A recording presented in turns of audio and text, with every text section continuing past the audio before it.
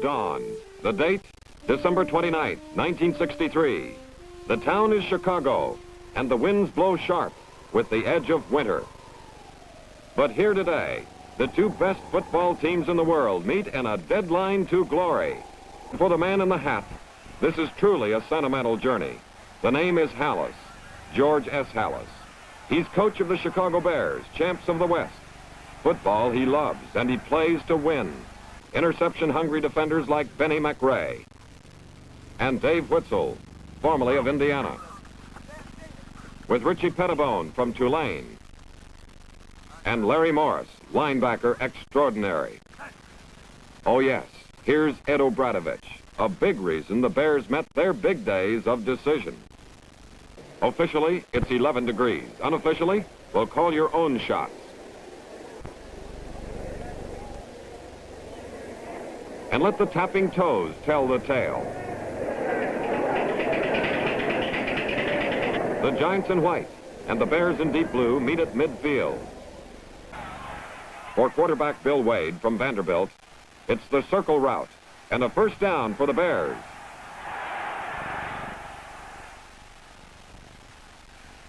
That netted only a yard, so Wade calls his own number. Up the lane behind blocker Mike Pyle of Yale. Jim Patton and Dick Pesanen close the gap so suddenly the ball squirts free. And there's the Giants' Erich Barnes with a fumble. But Mike Ditka's diving tackle ends his run. Y.A. Tittle. With the Giants of the Bears 41, he fakes the handoff, fakes the pass, and then throws to Joe Morrison of Cincinnati for 11 yards.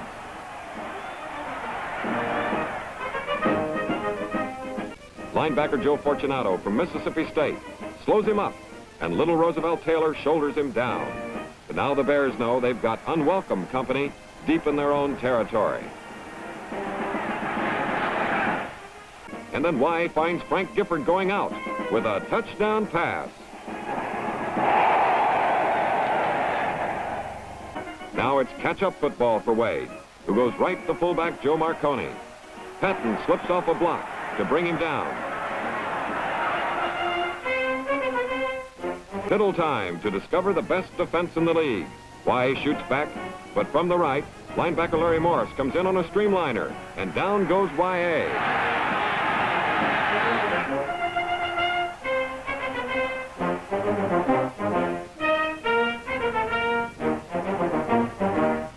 For Halas, who won his first pro championship 42 years ago, this is football. Bears ball. Wade signal, Gallimore's sweep, then Huff and Barnes, a fumble, and Pesanen swoops in to take it for the Giants. And for the Giants, deep trouble. Tittle fakes to the right, then flips to the left. Only there's Larry Morris with the whole world spread in front of him. As Morris joked, the first 30 yards I wondered if they'd catch me. The last 30 I was afraid they wouldn't. And finally Greg Larson and number 62 Darrell Dess do the honors.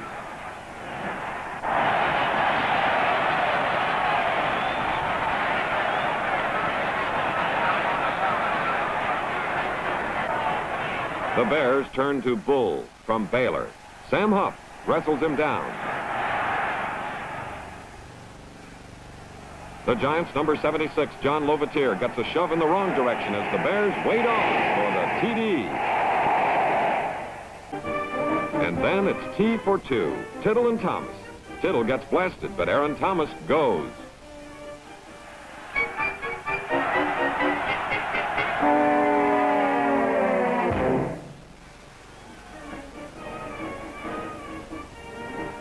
Other gains put the Giants on the Bear 3.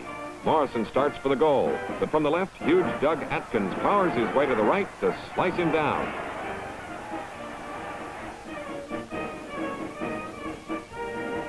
And here's more pursuit as galloping Obradovich charges from right to left. Morrison is blissfully unaware of the chase until Obradovich makes himself known with a chilling 3-yard loss.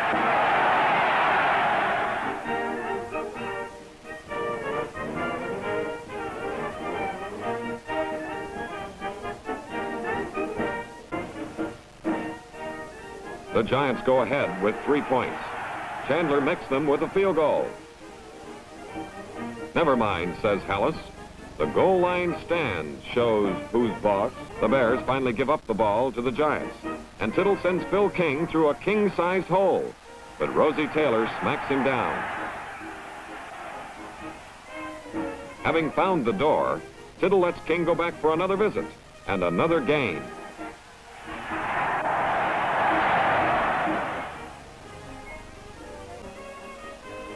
For the Giants, here's disaster on the run. Tittle starts back, stumbles, straightens up, and linebacker Morris cuts him down.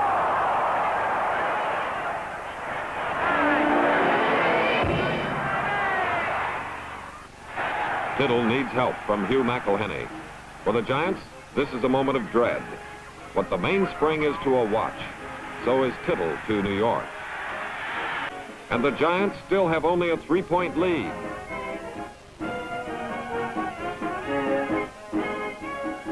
Wade's arm lines a needle-threading pass to a perfect button-hook pattern with Angie Koya midway between Al Gursky and Dick Lynch. Wade warms up the airwaves with another, this time to Mike Ditka from Pittsburgh. Roger LeClaire from Trinity College kicks off.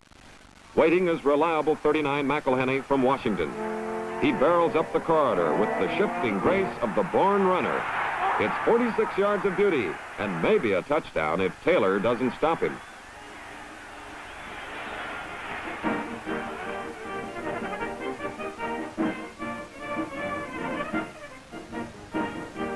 Tittle's back.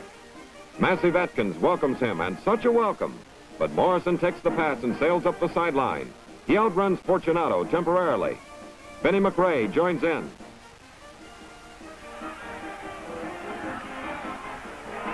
The ball tumbles loose, and the Bears' Bill George climbs aboard.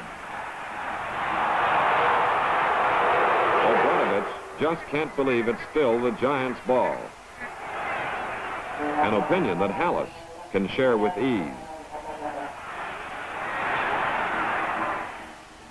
For Tittle, it's one more chance to pick the Bears apart with a pass ticketed for Schaffner. Only Dave Witzel is the middleman with a vital interception.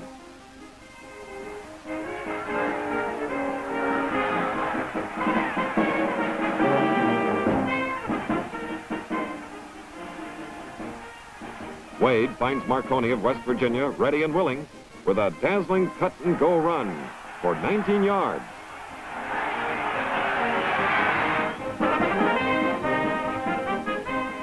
Come on, 28. Wade spots Marconi again, this time for 34 yards, and down to the Giant 21. After swapping punts, the Giants come back on their 35. Tittle doesn't fool the Bears. There's Obranovich to bring it in.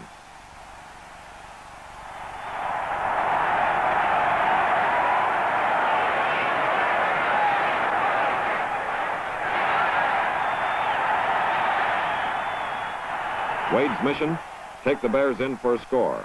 Wade's technique, send Bull to the right. Result, Barnes turns up with a classic tackle.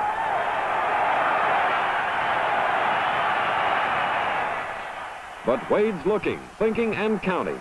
A few steps back, a perfect pass to Ditka. And only Pessinen's never give up tackle saves the touchdown.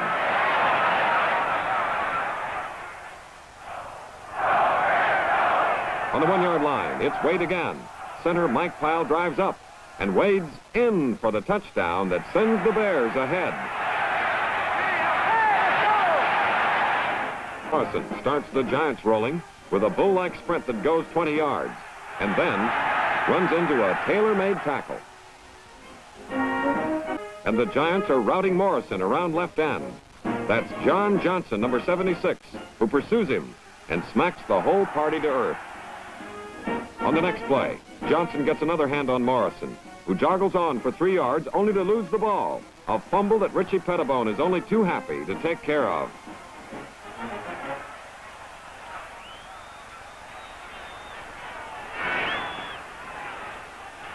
Now the Bears aim for ball possession.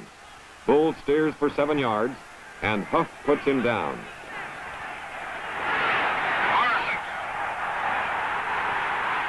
Wade, using a little in-and-out football himself, gets away from the line with an 8-yard pass to flanker Johnny Morris.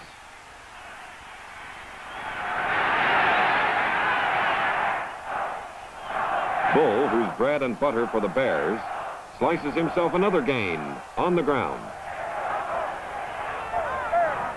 In his palm, and the ball steams into Alec Webster's waiting hands. Tackle Stan Jones races back to bring him down. But now the Bears are wise to Webster. His draw play is smothered. A little something patented by the defense-minded Bears. So, Tittle's got to go back upstairs. Gifford gives his 16-yard pass a home, and it's 1st and 10 on the Bears' 36. Linebacker Morris, the player of the game, comes ricocheting in. He hits Tittle. The pass flutters like a wounded duck.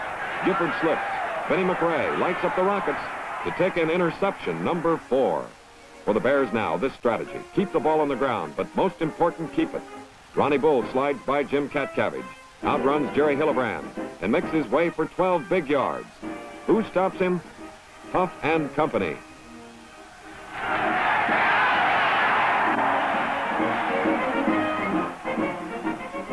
Bull goes back with that churning leg stride that eats up distance and time.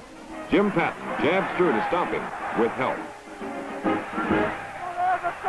120 seconds left. Time yet for another score. There's only one thing for the Bears to do here. It's 3rd down. They need the yardage. And Bull gives the push. Did he get it? The ball's on the Giants' 16. 84 seconds are left. The race is tightening, and Tittle lets Thomas catch the first one on the way to the goal.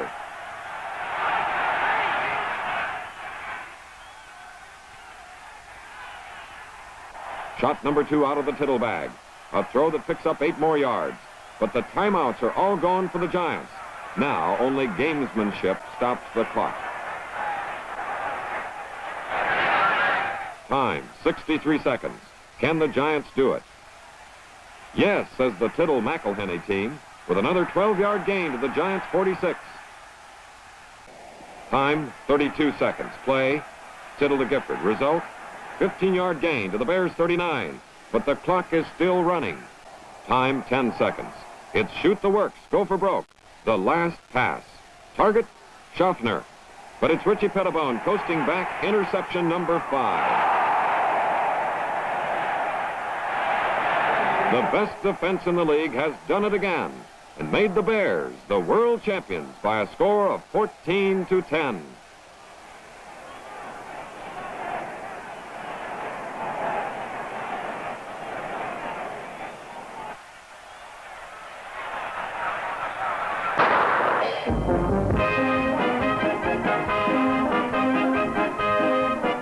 And so the end of 1963's sentimental journey for George Halas.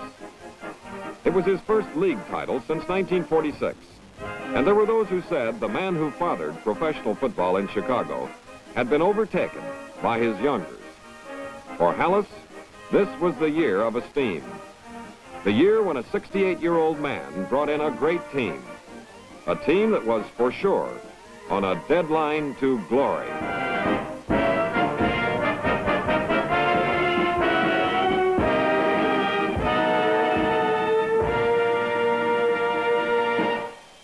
Many considered Halas's team the underdog.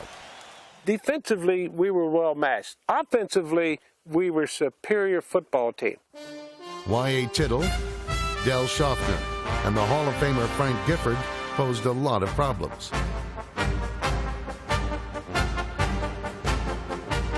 But this Bear team wasn't just playing for history. They were playing for their Papa Bear. I think if you were to take a poll of all the guys, I think not only certainly to win it for yourself, but to win it for the old man. I mean, by that, I mean George Halas. As they had done all year, the Bears' defense dictated the game, forcing 6 giant turnovers, including Larry Morris's crucial interception in the first half. We were definitely having problems moving the football, and something had to happen on defense. We had to make something on, turnover, something down close to get us in there, and this was a play that did it. After taking away the ball, Morris then took away the one weapon the Giants could not do without. I just remember, seeing Tittle being carried off the field. And, when you talk about what was the big play of the game, I think that's the big play of the game. Tittle would later return, only to have his pass disrupted by the man they called OB. And it was a perfect situation, and Joe Fortunato called the defense, and he said, OB, watch for the screen. When he started dropping back, I flared out and put my left hand up, and somehow the ball stayed in my hand. I got down to about the 11-yard line, which eventually turned out to be the winning touchdown. Bill Wade's touchdown run gave the Bears the win and Papa Bear the title. Play with the guys that I play with and be a part of that team and be a part of George Halas's last World Championship team, that means a lot. Coach Halas was not only the founder, he was a coach, general manager. He did it all. And you couldn't help but be in awe or respect for him. 40 years after the birth of the league, the father of the NFL had seen his creation become the national game. Papa Bear was a world champion. When you think back and realize what he's done for the National Football League, it was nice to win one for him.